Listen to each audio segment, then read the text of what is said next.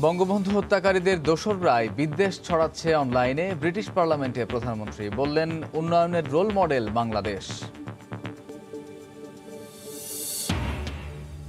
বাজারে ডিজেল ও কেরোসিনের দাম লিটারে 15 টাকা বাড়ায় ক্ষুব্ধ সাধারণ মানুষ। বিশ্ববাজারে জ্বালানি তেলের দাম বাড়ার অজুহাত।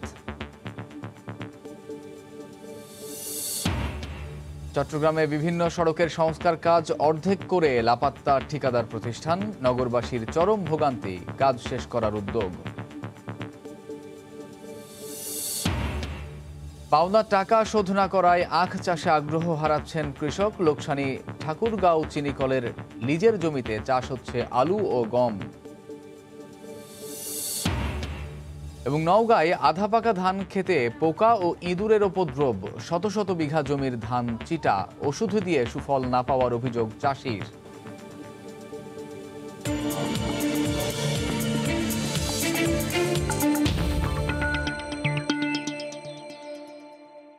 দেখছিলেন শিরোনাম। আমন্ত্রণ জানাচ্ছি দেশ ও দেশের বাইরের অর্থ বাণিজ্যের নানা খবর নিয়ে আমাদের নিয়মিত আয়োজন এ সময়ের বাণিজ্যে। আপনাদের সঙ্গে আছি আমি কামরুজ্জামান মামুন।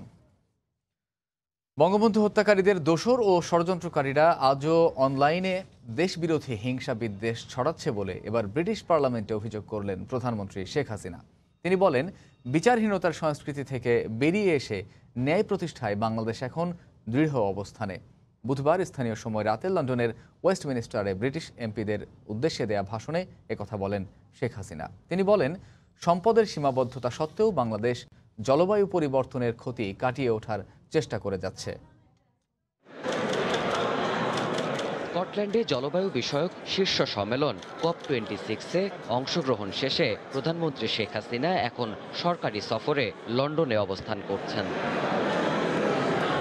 বুধবার লন্ডনে স্থানীয় সময় রাতে ব্রিটিশ পার্লামেন্ট ওয়েস্টমিনিস্টারে পৌঁছালে প্রধানমন্ত্রীকে স্বাগত জানান বাংলাদেশি বংশোদ্ভূত ব্রিটিশ এমপি রুশনারা আলী এবং ব্রিটিশ এমপি লর্ড জিতেশ গাথিয়া। ছোট বোন শেখ রেহানা সহ প্রধানমন্ত্রীর সফর সঙ্গীরাও এ সময় উপস্থিত ছিলেন শেখ হাসিনার সঙ্গে। ওয়েস্টমিনিস্টারে আয়োজিত অনুষ্ঠানে বক্তব্য রাখেন প্রধানমন্ত্রী। লন্ডন শহরের সঙ্গে নিজের জীবনের স্মৃতিচারণ করে তিনি বলেন, জাতির পিতাকে হত্যার পর ভিন্ন খাতে গিয়েছিল বাংলাদেশ। তাদের দোসররা আজও দেশ বিরোধী কুৎসা রটিয়ে চলেছে বলেও অভিযোগ শেখ হাসিনার। Bangabandhu Sheikh Mujibur রহমান's brutal assassination in August 1975, Bangladesh was led to a different direction.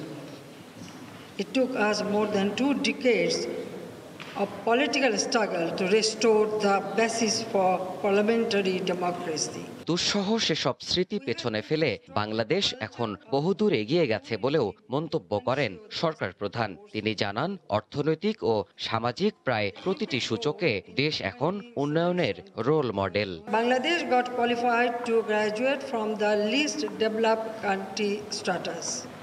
Bangladesh ranks top among those on track to achieve the Sustainable Development Goals. We remain committed that no one is left behind.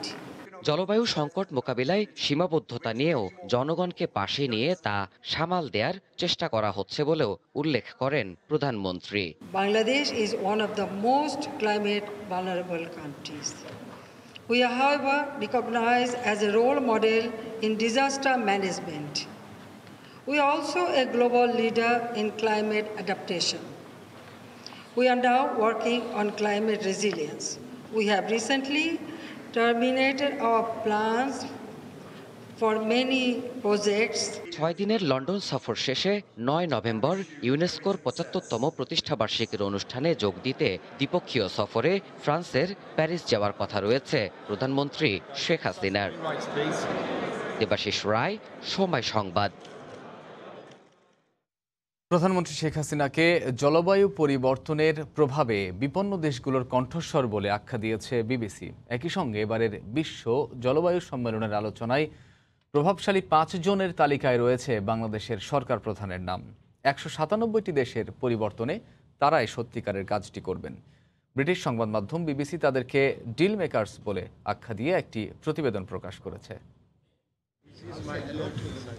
বিশ্ব জলবায়ু সম্মেলন COP26-এর শীর্ষ 5 প্রভাবশালীর তালিকায় রয়েছেন প্রধানমন্ত্রী শেখ হাসিনা। তিনি ছাড়াও এই তালিকায় রয়েছেন আরও 4 জন। তারা হলেন চীনের জলবায়ু আলোচক শি জেনহুয়া, সৌদি আরবের আয়মান সিসলি, ব্রিটিশ মন্ত্রী অলোক শর্মা, স্পেনের বাস্তুসংস্থান পরিবর্তন মন্ত্রী তেরেসা রিবেরা। প্রধানমন্ত্রী শেখ হাসিনা সহ এই 5 প্রভাবশালীর উপর নির্ভর করছে জলবায়ু সম্মেলনের ফলাফল। 197টি দেশের পরিবর্তনে তারাই সত্যিকারের কাজটি করবেন।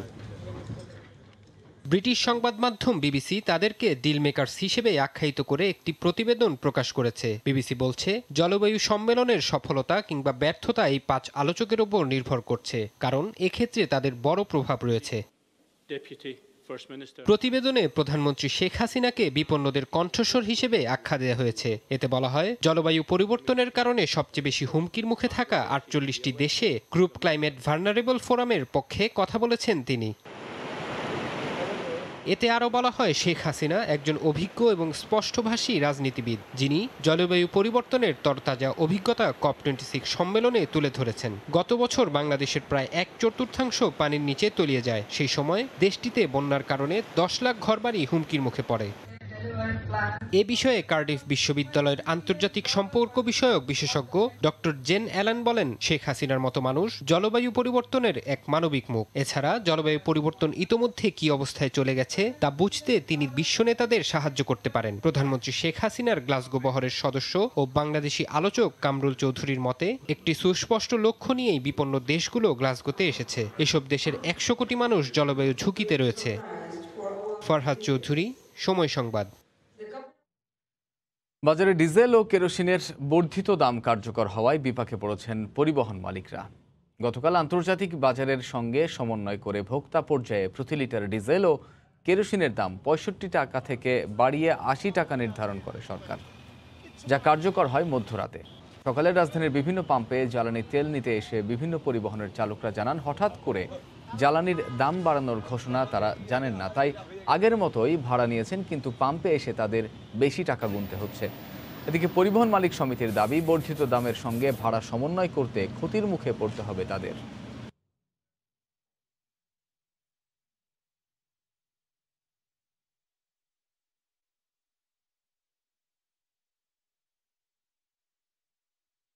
আমাদের ব্যবসায় তো প্রচুর লস। এখন তো 5,000-10,000 টাকা ডেমারেজ দিতে হবে। কোম্পানির মালিক পক্ষ ভাড়াও বাড়িনি হঠাৎ করে। এরকম সরকার আস্তে আস্তে 2-1 টাকা করে বাড়তো।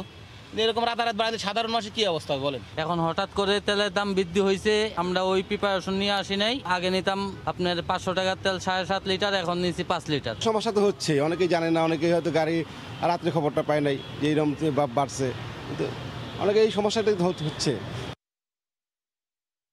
এই মুহূর্তে রাজধানীর কল্যাণপুরে আছেন রিপোর্টার শুভ খান, সরাসরি যাচ্ছি তার কাছে। শুভ, সকালের মতো কিন্তু একই পরিস্থিতি রয়েছে পেট্রোল বিশেষ করে পাম্পগুলোতে, কেননা এখনও কিন্তু যারা কাভার্ড ভ্যান বা বাস চালক রয়েছেন অনেকেই আসছেন, তারা কিন্তু আসলে এই যে বর্ধিত যে ডিজেল এবং কেরোসিনের মূল্যের বিষয়ে তারা কিন্তু জানেন না। এই কারণে পাম্পে এসে কিন্তু তারা বাকবিতণ্ডায় জড়িয়ে পড়ছেন অনেকেই। আবার হঠাৎ করে এই যে সিদ্ধান্তের জ্বালানি তেলের মূল্য যে বাড়ানো হলো, সে কারণে কিন্তু তারা ক্ষোভ প্রকাশ করেছেন। যেমনটি তারা বলেছেন যে এতে তাদের খরচ বাড়বে। যেমন ঢাকা থেকে কুষ্টিয়াগামী একটি পরিবহন কর্তৃপক্ষ দাবি করছে যে তাদের যাওয়া আসাতে প্রায় 210 লিটারের মতো ডিজেল তেল লাগে। সেক্ষেত্রে যদি 15 টাকা করে প্রতি লিটারে বাড়ানো হয়, সেক্ষেত্রে তারা দাবি করছেন যে প্রায় 3,500 টাকার মতো বাড়তি খরচ করতে হবে তাদেরকে। বিপরীতে কিন্তু তারা বলছেন যে তারা এখনও কিন্তু ভাড়া বাড়াননি এবং বাড়াতে পারেননি। এছাড়া উত্তরবঙ্গ, বিশেষ করে রংপুর, দিনাজপুর, বগুড়াগামী বা নাটোরগামী যে বাসগুলো রয়েছে, পরিবহনগুলো রয়েছে, তারা কিন্তু দাবি করছে যে আজকে থেকেই কিন্তু আসলে বঙ্গবন্ধু সেতুতে টোল 100 টাকা করে বাড়ানো হচ্ছে। তো তারা বলছেন যে একই সাথে তেলের মূল্য বাড়ানো হচ্ছে, পাশাপাশি টোলও কিন্তু বাড়ছে, সে কারণে তাদের খরচ কিন্তু বেড়ে যাচ্ছে। এ কারণে তারা বলছেন যে তাদের ভাড়া বাড়ানো ছাড়া আর কিন্তু কোনো বিকল্প নেই। তবে পরিবহন সংশ্লিষ্টরা বলছেন যে আজকে বিকেল অথবা রাত নাগাদ তারা বৈঠকে বসবেন এবং বৈঠকে বসার পরেই তারা আসলে ভাড়া নতুন যে ভাড়া সেটি তারা নির্ধারণ করবেন। তবে একটি বিষয়ে পরিবহন সংশ্লিষ্টরা ক্ষোভ প্রকাশ করেছেন যে সরকার হুট করে যে সিদ্ধান্তটা নিল এর প্রভাবে কিন্তু আসলে পরিবহন খাতটি ক্ষতিগ্রস্ত হবে, কেননা করোনার পর থেকে মাত্রই তারা ঘুরে দাঁড়াচ্ছিলেন এমনটি কিন্তু তারা দাবি করেছেন। তারা বলছেন যে সরকার আন্তর্জাতিক বাজারের সাথে সমন্বয় করে জ্বালানি তেলের মূল্য বাড়াক, সেটিতে তারা সমস্যা দেখছেন না। তারা বলছেন যে সরকার দাম বাড়ানোর আগে যদি পরিবহন সংশ্লিষ্টদের সাথে যদি বসে বৈঠক করে যদি আসলে সমন্বয় করা হতো, সমন্বয় করে যদি দাম বাড়ানো হতো তাহলে কিন্তু কোনো পক্ষই কিন্তু আসলে ক্ষতিগ্রস্ত হতো না। তারা দাবি করছেন যে তাদের সাথে সরকার কোনো ধরনের আলোচনা করেনি, হুট করেই আসলে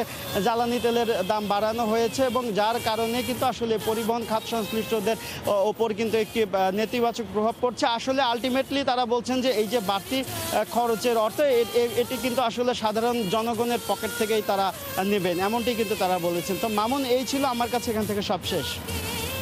মধ্যরাত থেকে বেড়েছে ডিজেল ও কেরোসিনের দাম, সে খবর জানাতে রাজধানীর কল্যাণপুর থেকে যোগ দিয়েছিলেন সহকর্মী শুভ খান। চট্টগ্রামের বেশ কয়েকটি ব্যস্ততম সড়কের সংস্কার ও উন্নয়নমূলক কাজ অর্ধেক রেখে পালিয়েছে ঠিকাদারি প্রতিষ্ঠান। এতে সড়কের বেহাল দশায় চরম ভোগান্তিতে নগরবাসী। তবে সিটি কর্পোরেশন বলছে ইতোমধ্যে নতুন টেন্ডারে অসম্পূর্ণ কাজ শেষ করার উদ্যোগ নেওয়া হয়েছে। আর পালিয়ে যাওয়া ঠিকাদারি প্রতিষ্ঠানকে করা হয়েছে কালো তালিকাভুক্ত। আশরাফুল আলম মামুনের ক্যামেরায় আরও জানাচ্ছেন ফেরদৌস লিপি। চট্টগ্রামের লাইফলাইন পোর্ট কানেক্টিং বিশ্ব রোড এখন মানুষের দুঃখের কারণ হয়ে দাঁড়িয়েছে। সংস্কারের অর্ধেক কাজ রেখে ঠিকাদারি প্রতিষ্ঠান পালিয়ে যাওয়ায় 4 বছরেও সড়কের কাজ শেষ হয়নি। ফলে প্রায় অবরুদ্ধ জীবনযাপন করছেন এখানকার বাসিন্দারা। একই কারণে মুখ থুবড়ে পড়ে আছে নগরীর ice factory road, Majirghat, Mehedibagh, Rahmatganj সহ বেশ কয়েকটি সড়ক। রাস্তার পাশে থাকা ব্যবসায়ীদের ব্যবসা বাণিজ্যের যেমন দুর্দশা, তেমনি রাস্তায় চলাচলকারী যানবাহন চালক ও যাত্রীদেরও চরম দুরবস্থা। একটা কাস্টমার এদিকে আসে না, একটা লোক এখানে আসি জায়গা নাই যে বালুর জন্য বসতে পারে না, বেচা কিনা তো হয় না। একটা ভাঙি যায়, একটা চুরি যায়, একবেলা চালাইতে পারি, আরেকবেলা চালাইতে পারি না। রাস্তা অনেক খারাপ। যদি সন্ধ্যার পরে যাবে পরে 4-5 ঘন্টা 6 ঘন্টাও হয়ে যায়। তবে পালিয়ে যাওয়া ঠিকাদারি প্রতিষ্ঠানকে ইতিমধ্যে কালো তালিকাভুক্ত করে নতুন টেন্ডারে সবগুলো রাস্তার নির্মাণ কাজ পুনরায় শুরু হয়েছে বলে জানান সিটি মেয়র। নতুন যারা ঠিকাদার তাদের কাজ দ্রুত গতিতে এগিয়ে যাচ্ছে এবং আশা করি আমরা ডিসেম্বর-জানুয়ারির মধ্যে এই কাজগুলো সম্পন্ন হয়ে যাবে। বিশেষজ্ঞরা বলছেন দেশের অবকাঠামো উন্নয়ন কাজে সবচেয়ে বড় বাধা রাজনৈতিক চাপ ও প্রভাব। এক্ষেত্রে এসব উপেক্ষা করতে না পারলে এই খাতে অনিয়ম দুর্নীতি রোধ করা যেমন সম্ভব নয়, তেমনি তা দ্বারা জনগণকে সুফল দেওয়া অসম্ভব। ঠিকাদারের আর্থিক সক্ষমতা এবং কারিগরি সক্ষমতা যাচাই করা দরকার। অধিকাংশের এই দুইটা থাকে না এবং অনেক ক্ষেত্রে রাজনৈতিক বিবেচনায় ঠিকাদার নিয়োগযুক্ত হয়। চট্টগ্রাম নগরীর প্রায় 1066 কিলোমিটার রাস্তার উন্নয়ন ও সংস্কারে প্রতি বছর সিটি কর্পোরেশন গড়ে প্রায় ব্যয় করে 125 কোটি টাকা। ফেরদৌস লিপি, সময় সংবাদ, চট্টগ্রাম। ইকোনমিক জোন, ইপিজেড ও বন্দর কেন্দ্রিক গড়ে ওঠা শিল্পোন্নয়নে পাল্টে যাচ্ছে সম্ভাবনাময় মোংলা বন্দরের গতি। বাড়ছে দেশি বিদেশি বাণিজ্যিক জাহাজ ও কর্মসংস্থান। বিস্তারিত জানাতে বন্দর জেটি এলাকায় আছেন সহকর্মী মাহমুদ হাসান। সরাসরি যাচ্ছি তার কাছে। মাহমুদ,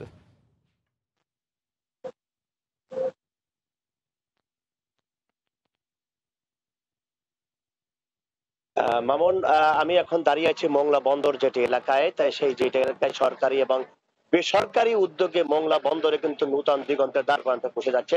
এখানে কর্মসংস্থান বেড়ে গেছে মানুষের এবং জাহাজের সংখ্যাও বাড়ছে। তাহলে এই মোংলা বন্দরের উদ্দেশ্য করে যে তার সংলগ্ন যে শিল্প প্রতিষ্ঠানগুলো গড়ে তুলছে, বিভিন্ন ব্যবসা প্রতিষ্ঠান গড়ে তুলছে, যার কারণে কিন্তু মোংলা বন্দর আগের তুলনায় অনেক সচল হয়েছে এবং জাহাজের সংখ্যা বাড়ছে, পাশাপাশি বাড়ছে কিন্তু রাজস্বের সংখ্যাও। তাহলে আমাদের বন্দর কর্তৃপক্ষ যেটা জানিয়েছে যে মোংলা বন্দরে চলতি অর্থ বছরে এ পর্যন্ত কিন্তু 68টির মতন জাহাজ এ পর্যন্ত পণ্য খালার জন্য মোংলা বন্দরে আছে এবং এছাড়াও মোংলা বন্দরে কিন্তু আগের তুলনায় কর্মচঞ্চল হয়েছে, জাহাজের সংখ্যা বাড়ছে, অর্থনৈতিক অঞ্চলে কিন্তু এখানে যেটা সৃষ্টি হয়েছে। বন্দর কর্তৃপক্ষ আমাদের যেটা জানিয়েছে যে মোংলা বন্দর সংশ্লিষ্ট যেগুলো ইকোনমিক জোন এবং ইপিজেড, পাশাপাশি এই বন্দরে উন্নয়ন করার জন্য, বন্দরকে সচল করার জন্য যে বিমানবন্দরে তৈরি হচ্ছে, এটার কাজ কিন্তু চলমান রয়েছে। তা বন্দরের মোংলা বন্দর উন্নয়নে কিন্তু যত ব্যবসা প্রতিষ্ঠান যারা রয়েছে তারা কিন্তু সফলভাবে কাজ করছে এবং মোংলা বন্দর সচল হওয়ার পাশাপাশি কিন্তু ব্যবসায়ীরাও কিন্তু মোংলা বন্দরে আসার আগ্রহ প্রকাশ করেছে। যে পদ্মা সেতুটা কিন্তু পদ্মা সেতু এবং এখানে তাপবিদ্যুৎ কেন্দ্র কিন্তু চলমান রয়েছে, যার কারণে কিন্তু মোংলা বন্দর আগের তুলনায় কিন্তু অনেক ডেভেলপড হয়েছে। ব্যবসায়ীরা কিন্তু এখানে আগ্রহ প্রকাশ করেছে এই মোংলা বন্দর ব্যবহার করার জন্য। মোংলা বন্দর কর্তৃপক্ষ আমাদের যেটাই জানিয়েছে যে মোংলা বন্দর আগের সেই মোংলা বন্দর নেই, এখন কিন্তু অনেকটাই পরিবর্তন হয়েছে। এখানে রাজস্বের সংখ্যা বেড়ে গেছে, জাহাজের সংখ্যা বাড়ছে। তাহলে বন্দর কর্তৃপক্ষ চেয়ারম্যান আমাদের যে কথাটি জানিয়েছে যে মাস্টার প্ল্যান, বন্দর উন্নয়নের জন্য যে কয়েকটি মাস্টার প্ল্যান হাতে নিয়েছে, মাস্টার প্ল্যান গুলো যদি সম্পূর্ণ হয়, মোংলা বন্দর কিন্তু বিশ্বের বাণিজ্যিক বাজারে কিন্তু একটা সুনাম অর্জন করবে এই মোংলা বন্দর। মামুন, এই ছিল মোংলা বন্দর থেকে আমার কাছে সর্বশেষ খবর। মামুন। সহকর্মী মাহমুদ হাসান জানাচ্ছিলেন মোংলা বন্দর থেকে। আসন্ন মাড়াই মৌসুমে উত্তরে একমাত্র চালু থাকা ঠাকুরগাঁও চিনিকল 1.5 লাখ মেট্রিক টন আখ কেনার লক্ষ্যমাত্রা নির্ধারণ করলেও 50,000 মেট্রিক টনের বেশি সংগ্রহ অনিশ্চিত হয়ে পড়েছে। কম দাম, বকেয়া পাওনা সহ নানা কারণে আখ চাষ করছেন নিবন্ধিত কৃষকেরা। অন্যদিকে সুগার মিলের নিজস্ব 1100 একর জমি লিজ নিয়ে আখের বদলে আলু চাষ করছেন প্রভাবশালীরা। তবে কর্তৃপক্ষ বলছে মিলের লিজ দেয়া শতভাগ জমিতে আখ চাষ হচ্ছে। জিয়াউর রহমান বকুলের পাঠানো তথ্য ও সুমন হোসেনের ছবি নিয়ে রিপোর্ট। লোকসানের মুখে রংপুর অঞ্চলের 4টি সুগার মিল বন্ধ হলেও এখন সচল রয়েছে ঠাকুরগাঁও চিনিকল। তবে টানা কয়েকটি মাড়াই মৌসুমে এই মিলটি আখ সংকটে পড়ে লোকসান গুনেছে। আখ চাষিদের অভিযোগ, কম দাম, নানা হয়রানি ও সময় মতো টাকা পরিশোধ না করায় তারা আখ চাষে আগ্রহী নন। কুষার 500-600 টাকা যদি কুইন্টাল হয় তাহলে সুগার মিল ঠিকই চলবে এবং কুষার আবার দ্বিগুণ বাড়াবে। আখের যে সময়টা লাগে 15-16 মাস, এই 15-16 মাসে অন্যান্য আবার 2 থেকে 3টা ওঠে। সুগার মিলে মনে হয় আমাদের টাকা পয়সা ঠিক মতো দেয় না, আর আখটা আমার আগে লেয় না, আগে বাইরের গুলা লেয়, তারপর আমার গুলা লেয়, তা আমাদের তো লস। তবে কৃষকদের ওপর নির্ভরশীল না হয়ে মিলের নিজস্ব জমিতে আখ চাষ করে সংকট মোকাবিলার সুযোগ থাকলেও মিল কর্তৃপক্ষ করছে না আখ চাষ। মিলের 2800.87 একর জমির মধ্যে 1100 একর জমি কৃষকদের লিজ দেওয়া হয়েছে। এসব জমিতে আখ চাষ না করে আলু ও গম চাষ করছেন তারা। আমি সুগার মিল থেকে 15 একর মাটি লিছি আলু করার জন্য। সুগার মিল কিন্তু আখ চাষের জন্য একটা চাপ দিচ্ছে কৃষকদেরকে, কিন্তু এটা না করে তারা যদি এই জমিগুলোতে নিজের উদ্যোগেই আখ লাগায় তাহলে কিন্তু আমাদের মিলটা সুন্দর চলবে। সুগার মিল নিজে করলে আমাদের কাছে কুষারের চাপ দিত না, এই জন্য আমাদের কৃষককে কুষার লাগাতে বলতো। সবাই যদি আখ লাগাইতো তাহলে কিন্তু সুগার মিলটা বন্ধ থাকতো না। কৃষকদের পাওনা নিয়মিত পরিশোধের চেষ্টা চলছে এবং মিলের লিজ দেয়া শতভাগ জমিতে আখ চাষ হচ্ছে বলে দাবি মিল কর্তৃপক্ষের। প্রশিক্ষণের ব্যবস্থা ইত্যাদি করছি। আশা করি আগামীতে আমরা লক্ষ্যমাত্রা অনুযায়ী আগামীতে আমাদের লক্ষ্যমাত্রা আছে 10,000 একর জমিতে আখ চাষ। আমরা লক্ষ্যমাত্রার কাছাকাছি পৌঁছে যাব এবং ঠাকুরগাঁও সুগার মিলটা একটা ভালো অবস্থানে যাবে। প্রায় 229 কোটি টাকার ঋণ এবং 716 কোটি টাকা লোকসান নিয়ে আগামী ডিসেম্বরে চলতি মৌসুমের আখ মাড়াই শুরু হবে বলে জানায় মিল কর্তৃপক্ষ। সময় সংবাদ, ঠাকুরগাঁও। দেখছেন এই সময়ের বাণিজ্য। নওগাঁর মাঠগুলোতে আধা পাকা ধানে দেখা দিয়েছে কারেন্ট পোকা ও ইঁদুরের উপদ্রব। ক্ষতিকর পোকা ধানের গোড়া কেটে দেয় শত শত বিঘা জমির ধান চিটা হয়ে গেছে। পোকা দমনে নানা ওষুধ প্রয়োগ করেও কাজ হচ্ছে না বলে অভিযোগ চাষিদের। ওষুধ প্রয়োগে পরামর্শ নেওয়ার আহ্বান কৃষি কর্মকর্তাদের। নওগাঁ থেকে আমার রকের রিপোর্ট, ক্যামেরা ছিলেন রকিবুল ইসলাম। নওগাঁ সদর উপজেলার চকজাফরাবাদ এলাকায় কৃষক ইসমাইলের মতো অনেকেই এবার ফসল ঘরে তোলা নিয়ে অনিশ্চয়তায় দিন কাটাচ্ছেন। মাঠে ক্ষতিকর পোকার হানায় নষ্ট হয়ে গেছে আধা পাকা ধান। মাঠগুলোতে ধান বের হওয়ার পরই দেখা দেয় ক্ষতিকর পোকার উপদ্রব। এ পোকা দ্রুত ছড়িয়ে পড়ে বিস্তৃত মাঠে। ব্লাস্ট, মাজরা ও খোলপচা নামক ছত্রাক ধানের গোড়ায় শীষ কেটে দেওয়ায় চিটা হয়ে গেছে বের হওয়া ধান। অন্তত 3 মাস নিবিড় পরিচর্যার পর ধান কেটে তোলার আগ মুহূর্তে ফসলের এমন ফলন বিপর্যয়ে বড় ধরনের আর্থিক ক্ষতির মুখে পড়ার কথা বলছেন চাষিরা। 1 বিঘা মাটি 5 বার ওষুধ দিছি, ওই ওষুধে কোনো কাজ করেনি। ক্ষতি মাজরা পোকা লাগিছে, ধান ডাবে যায়। পিএলও খবর দেয়, পিএলআর আসে কয়েকে এই ওষুধ দাও, এটা দাও, ওটা দাও। আমরা কিছু বুঝি না, আমরা মূর্খ মানুষ। এখন যে ধান হয়েছে তাতে কিছুই হবে না, এরকম অবস্থা। ক্ষতিকর ছত্রাকে ধানের সবচেয়ে বেশি ক্ষতি হয়েছে মান্দা, নিয়ামতপুর, রানীনগর, আত্রাই ও পত্নীতলায়। কৃষকরা বলছেন ফসল রক্ষায় একাধিকবার বিভিন্ন কোম্পানির ওষুধ প্রয়োগেও মিলছে না সুফল। 500-700 টাকার ওষুধ দিছে, আবার আনে দিয়ে একটু দমন 8 দিনের পর আবার দেখি আবার যে সেই আবার পোকা। 5-7 বার ওষুধ দিয়েও ধান সারাতে পারিনি। মানে ধান অক্সিবি শীষ বাড়ানোর পর মরে যায়। যেন তেন কীটনাশক প্রয়োগ না করে পরামর্শ নেওয়ার আহ্বান কৃষি কর্মকর্তার। কৃষি অফিসাররা মাঠে খুব সতর্ক আছে, যেখানে যদি কোনো সমস্যা হয় সেক্ষেত্রে তাদের কৃষকদের প্রয়োজনীয় পরামর্শ দেওয়া হবে। কৃষি বিভাগ জানায় চলতি মৌসুমে জেলায় 1,97,000 হেক্টর জমিতে আমন আবাদ হয়েছে, যার মধ্যে প্রায় 5,000 হেক্টর জমির ধানের ক্ষতি হয়েছে। এমআর রকি, সময় সংবাদ, নওগাঁ। দেখছেন এই সময়ের বাণিজ্য।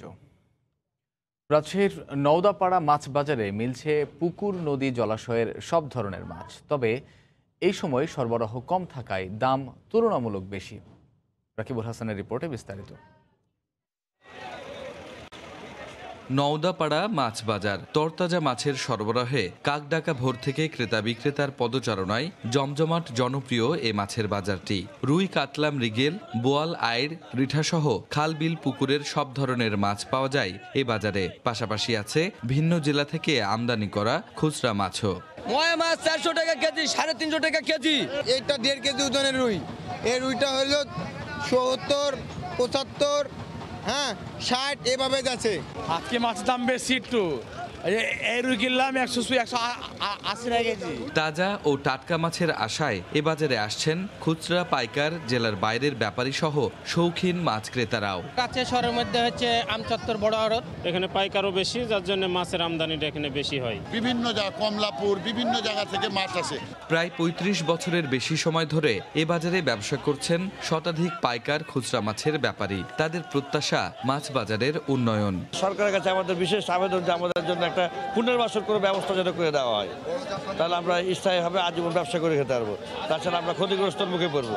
মাছের যোগানের উপর নির্ভর করে এ বাজারে প্রতিদিন অন্তত 75 থেকে 80 লাখ টাকার মাছের বেচাকেনা হচ্ছে।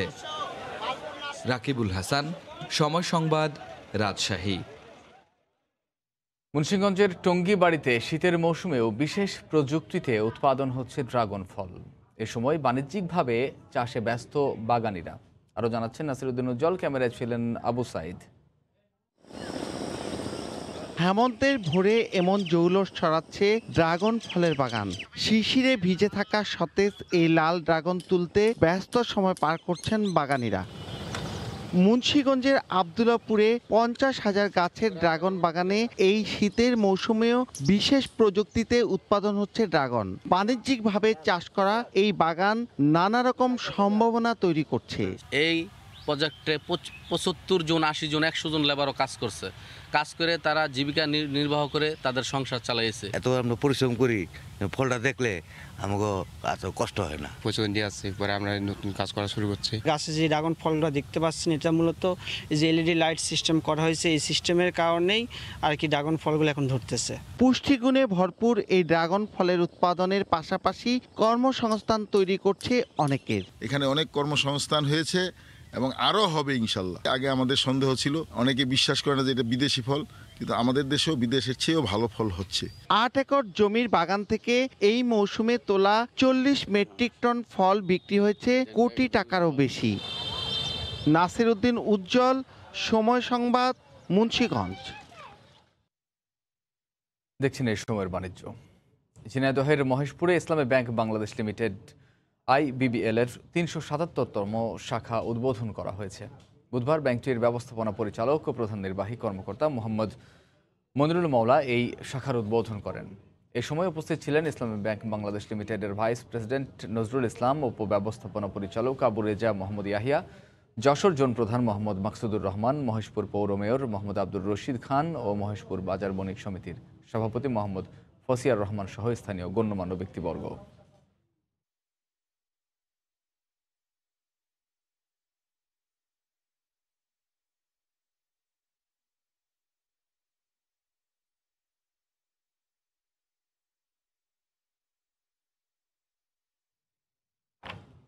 ওয়ালটনে 6 জন শারীরিক প্রতিবন্ধীকে চাকরির সুযোগ দিয়ে মানবিকতার দৃষ্টান্ত স্থাপন করলেন ওয়ালটন এর হাইটেক ইন্ডাস্ট্রিজ লিমিটেডের ব্যবস্থাপনা পরিচালক ও প্রধান নির্বাহী কর্মকর্তা গোলাম মুর্শেদ।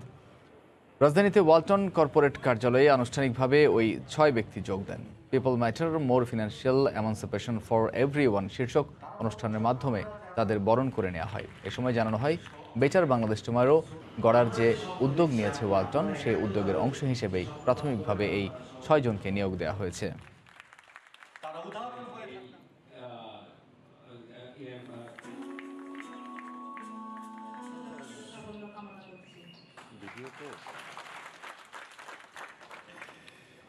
সম্মান নিয়ে বেঁচে থাকার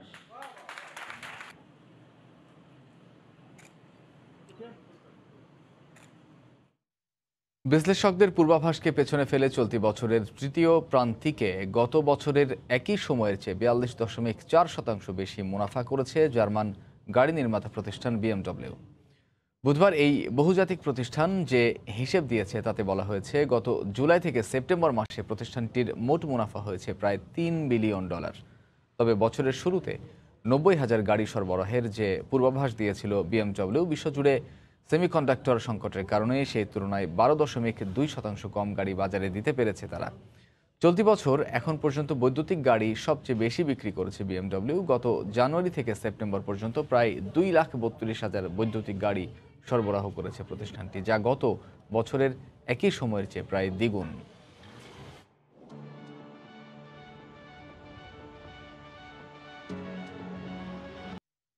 দেখছেন এই সময়ের বাণিজ্য। আবারও একটু একটু করে কোলাহলপূর্ণ হয়ে উঠছে ব্যাংকক। আসতে শুরু করেছেন পর্যটকরা। অপেক্ষার প্রহর শেষ হতে চলেছে স্থানীয় ব্যবসায়ীদের। তবে এখনও বার বন্ধ রাখার নির্দেশ বহাল থাকায় কঠিন পরিস্থিতির মধ্যে থাকতে হচ্ছে বহু ব্যবসা প্রতিষ্ঠানকে।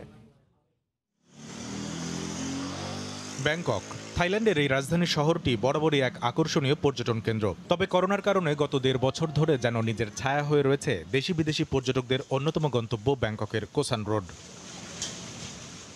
গত সোমবার থেকে কোয়ারেন্টাইন ছাড়াই থাইল্যান্ড ভ্রমণের সুযোগ পেয়েছেন 60টি দেশের নাগরিক। তবে তাদের অবশ্যই থাকতে হবে টিকা সনদ। আর এতেই আশায় বুক বেঁধেছেন কোসান রোডের ছোট বড় ব্যবসায়ীরা। কোসান রোড হলো ব্যাংকক পর্যটনের প্রাণ, আর পর্যটকরা হলেন আমাদের মতো ব্যবসায়ীদের হৃদস্পন্দন। আমরা পর্যটকদের জন্য অপেক্ষা করছি।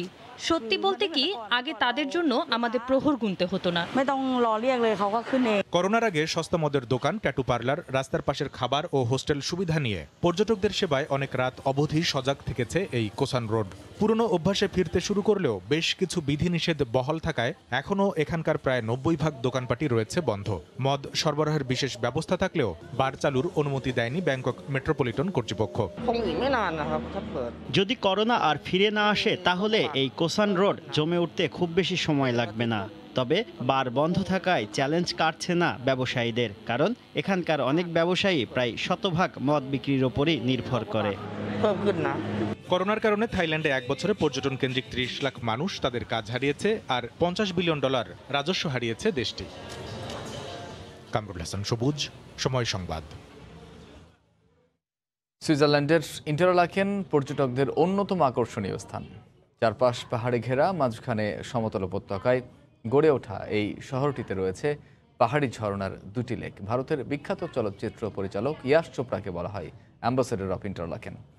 তিনি প্রথম হিন্দি চলচ্চিত্রের শুটিং করিয়েছিলেন এখানে। সুইজারল্যান্ড থেকে মাকসুদ রহমানের তথ্য ছবিতে রিপোর্ট। মধ্য সুইজারল্যান্ডের অপূর্ব সৌন্দর্যের শহর ইন্টারলাকেন। চারপাশে বড় বড় প্রায় 1300 মিটার উচ্চতার পাহাড় বেষ্টিত শহরটিতে রয়েছে বিখ্যাত সব সুইস ঘড়ি প্রস্তুতকারক কারখানা। অপরূপ সৌন্দর্যের মধ্যে এখানে গড়ে উঠেছে বিখ্যাত সব পর্যটন কেন্দ্র। এসব কিছুর জন্যই শহরটিতে বারবার ফিরে যেতে চান পর্যটকরা। পাহাড়, লেক আর বিখ্যাত সুইস ঘড়ির কারখানার পাশেই রয়েছে সরকারি পার্ক, আর সেই পার্কে রয়েছে ভারতীয় চলচ্চিত্রের প্রয়াত বিখ্যাত পরিচালক ইয়াশ চোপড়ার স্ট্যাচু। একজন চলচ্চিত্র পরিচালকের প্রতি সুইস সরকারের এমন সম্মাননায় খুশি ভ্রমণকারীরা। একজন উপমহাদেশী হিসাবে এই স্ট্যাচু এবং ওনার যে সম্মান দেওয়া হয়েছে, ওনাকে বলা হচ্ছে অ্যাম্বাসেডর অফ ইন্টারলাকেন। তাই এটা আমাদের জন্য খুবই গর্বের এবং আমিও আনন্দিত। সৌন্দর্যের আরেক নাম হচ্ছে ইন্টারলাকেন। চারপাশে পাহাড়, মাঝখানে হচ্ছে সুন্দর একটা পরিবেশ এবং সেটাকে নিয়ে গড়ে উঠেছে ইন্টারলাকেন শহরটি। পাহাড়ের নয়নাভিরাম সৌন্দর্যের সঙ্গে লেকের জলের যে অনাবিল আনন্দের মিষ্টি মিতালি তার সংযোগ হয়েছে অনেকগুলো ছোট ও মাঝারি ঝর্ণার মাধ্যমে। সময় সংবাদ, সুইজারল্যান্ড। এই সময়ের বাণিজ্যের শীর্ষ সংবাদগুলো জানিয়ে দিচ্ছি আরও একবার। বঙ্গবন্ধু হত্যাকারীদের দোসররাই বিদ্বেষ ছড়াচ্ছে অনলাইনে। ব্রিটিশ পার্লামেন্টে প্রধানমন্ত্রী বললেন, উন্নয়নের রোল মডেল বাংলাদেশ। বাজারে ডিজেল ও কেরোসিনের দাম লিটারে 15 টাকা বাড়ায় ক্ষুব্ধ সাধারণ মানুষ। বিশ্ববাজারে জ্বালানি তেলের মূল্য বাড়ার অজুহাত। এবং চট্টগ্রামে বিভিন্ন সড়কের সংস্কার কাজ অর্ধেক করে লাপাত্তা ঠিকাদার প্রতিষ্ঠান। নগরবাসীর চরম ভোগান্তি, কাজ শেষ করার উদ্যোগ।